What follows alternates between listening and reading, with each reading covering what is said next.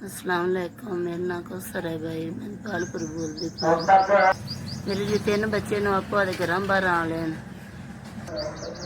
मेरे जी बच्चे ने आपो दे घरों बाहर आने लेन ते मियां मेरा फौत होया हुआ है।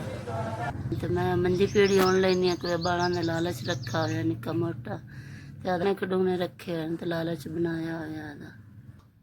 मियां मेरा जी फौत होया हुआ है।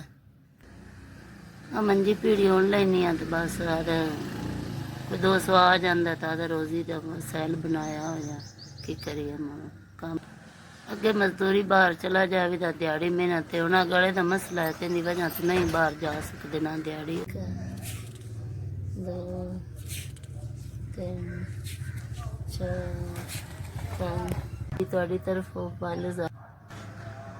थोड़ी जिंदगी करे अल्लाह थोड़े बच्चों की जिंदगी करे अल्लाह तुम बहुत देवे अल्लाह ताला तेरे माँ बाप की जिंदगी करे अल्लाह ताला थोड़ी जिंदगी बरकत अल्लाह तुम बहुत देवे।